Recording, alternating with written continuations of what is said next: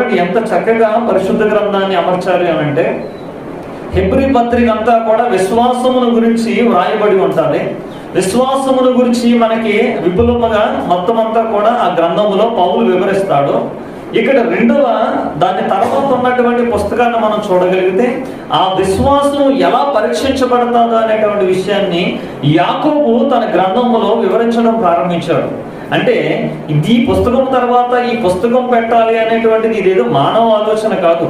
ఇది దైవికమైనటువంటి ఆలోచన, పరిశుద్ధాత్మ యొక్క నడిపింపులో ఈ హెబ్రీ పత్రిక తర్వాత ఈ యాకోబు పత్రికని పెట్టాలి అనేటువంటిది పరిశుద్ధాత్మ దేవుడే అప్పటి వారికి పుస్తకాన్ని, ఈ యొక్క గ్రంథాన్ని గ్రంథస్థం చేస్తూ పుస్తకాలుగా విభజించి ఈ యొక్క పరిశుద్ధ గ్రంథాన్ని ఒక చోటగా సమకూరుస్తూ ఉన్నప్పుడు దీనిని అంతటినీ కూడా దేవుడు ఒక ఆలోచన ప్రకారముగా, ఒక క్రమ పద్ధతిలో దేవుడు దీన్ని ఏం చేశాడు అని అంటే ఏర్పాటు చేశాడు.